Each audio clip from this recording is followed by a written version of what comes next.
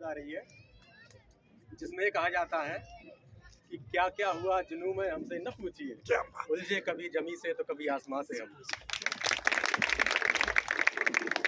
और आप लोगों ने एक इतना सम्मान दिया है, मुझे नहीं लगता कि मैं अभी इसके इतने काबिल बन पाया हूँ, क्योंकि अभी केवल पोस्ट प्राप्त की है। मेन उद्देश्य है समाज कल्याण करना।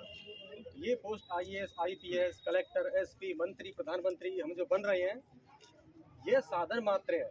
वास्तविक साध्य है समाज कल्याण करना, हर उस अंतिम व्यक्ति तक पहुंचना जिसने स्कूल का मुंह तक ना देखा हो, उन कन्याओं, उन गरीब महिलाओं तक पहुंचना जिनकी स्थिति इतनी खराब है कि उन्हें ऐसी स्थिति है कि उन्हें एक गिलास दूध तक नहीं मिलता है और खड़े होने तक चक्कर आते हैं। समाज में महिलाओं की स्थिति ये है, तो पहली हमारी कोशिश ये रहेगी कि वहाँ पर हमें बराबरी का दर्जा देना है, क्योंकि अगर वहीं पर बराबरी का दर्जा आएगा तो परिवार में शांति रहेगी, और शांति रहेगी तभी पढ़ाई हो पाएगी।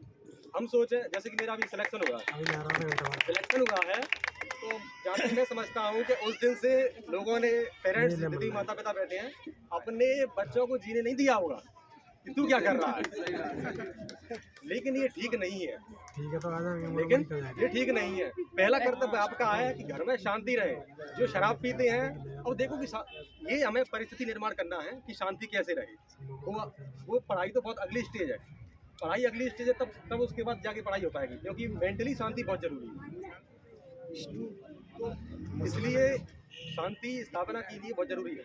और इस संदर्भ में मुझे एक दोस्त कुमार की पोएट्री याद आ रही है कि उन्होंने कहा था कि सिर्फ हंगामा खड़ा करना मेरा मकसद नहीं, मेरी कोशिश है कि ये सूरत बदलनी चाहिए।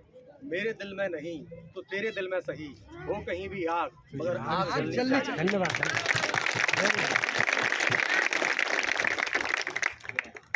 और सभी बच्चों से मेरा निवेदन है कि आपने जो भी ख्वाब देखे हैं, अंध दौड़ में मत लगिए, अंध दौड़ में मत लगिए। आंख बंद करके सुबह से शाम पढ़ाई कर रहे हैं, ये भी गलत है। पहला कर्तव्य आपका स्वस्थ रहना।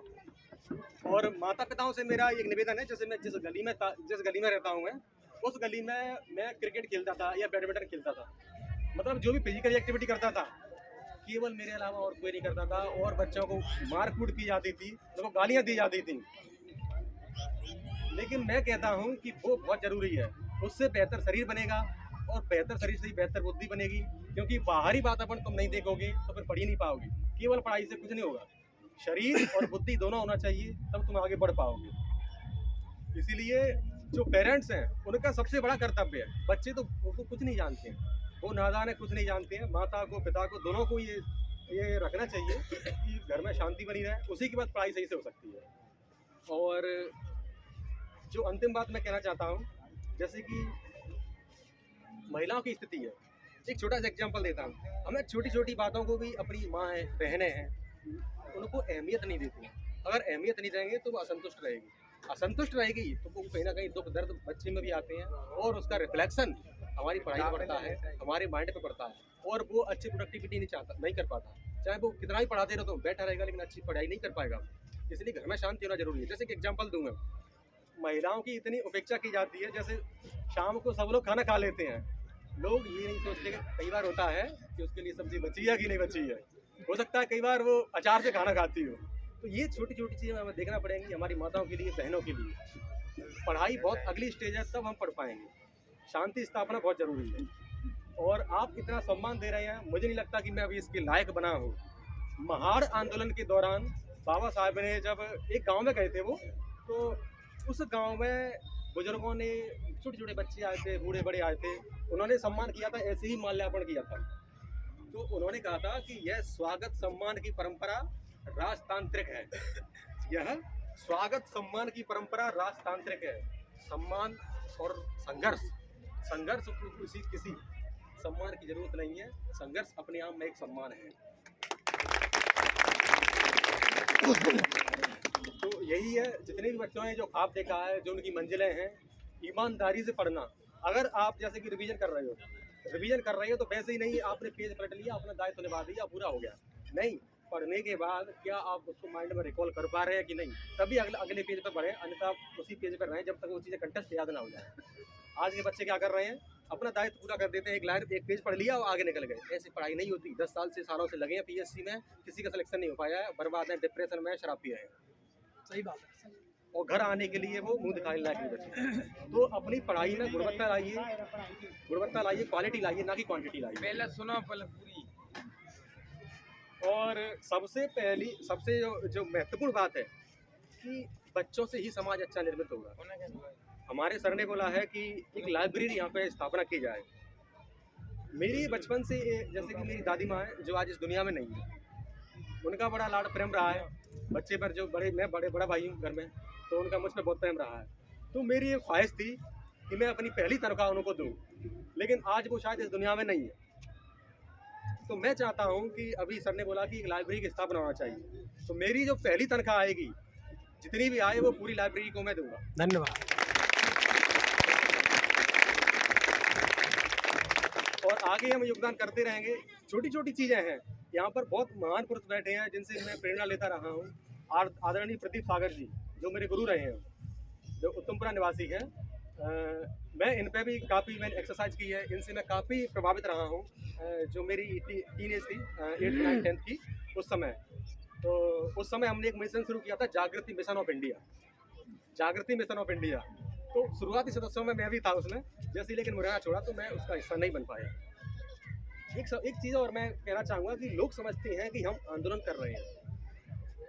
आंदोलन को ये समझते हैं कि यहाँ से लेकर एक कोस तक हम नारे लगा दिए हैं, भंगड़ा कर दिया, डांस कर दिया, ये आंदोलन हो गया। ये आंदोलन नहीं है। आंदोलन का मतलब होता है आपके जो विचार है जो परिवर्तित हो रहे हैं घर बैठे बैठे, वो आंदोलन। जैसे मैंने अपनी पढ़ाई का मूल्यांकन किया कि मुझे इतना आगे बढ़ने का मौका क्यों मिला, मुझे इतना प्रोत्साहन क्यों मिला, और सब लोग पढ़ रहे हैं, वो क्यों नहीं पढ़ पाए। तो फिर मैं सोचता हूँ कि बचपन में मैं पूछता था कि जैसे कि ये तस्वीर किसकी लगी है, तो लोग बोलते थे कि बाबा साहब की तस्वीर है। तो मैंने कि ये कौन है, मैं तो नहीं जानता था। तो उन्होंने बताया कि ये ऐसे ऐसे है, उन्होंने हमारे समाज के उत्थान के लिए बहुत बड़ा योगदान दिया। फिर धीरे धीरे बोला कि ये घटना हुई थी। एक घटना 2005 की बात है, जब मैं कक्षा 4 में था। एक बहुत बड़ी घटना हुई थी, दुर्घटना कह सकते हैं उसको, कि डॉक्टर पीपी चौधरी का निधन हुआ था। तो उस समय भी देखा था कि ये कौन है, हम जानते, बिल्कुल बच्चे थे, कुछ नहीं जानते थे। तो वो चीज़ें। और एक चीज़ और कि आप ये सोचिए, यहाँ पर बैठे हैं ना, ऊपर चांद है, चंद्रमा, ये सोचिए कि वहाँ पे आप जा सकते हो कि नहीं। ये सोचिए कि आदमी, हम गांव में खेत में काम कर रहे हैं, वहाँ पे कैसे पहुँच गए।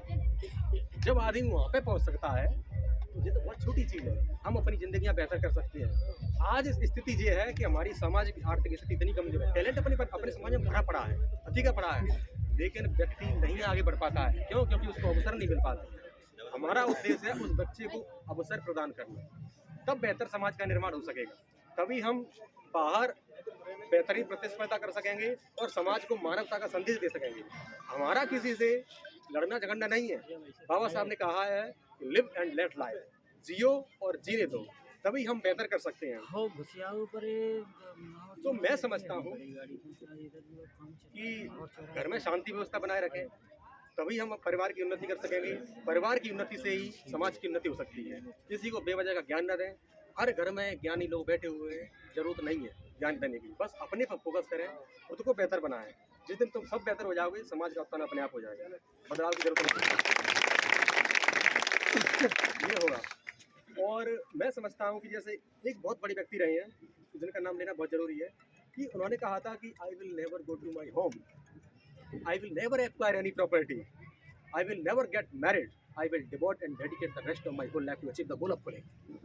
मैं कभी भी घर नहीं जाऊंगा, मैं कभी भी शादी नहीं करूंगा, कभी भी बैंक बैलेंस नहीं रखूंगा, मैं कभी शादी नहीं करूंगा, कभी बैंक बैलेंस नहीं रखूंगा। मैं अपना पूरा सर्वस्व समर्पण, पूरा जीवन अपने उद्देश्य की प्राप्ति के लिए करूंगा।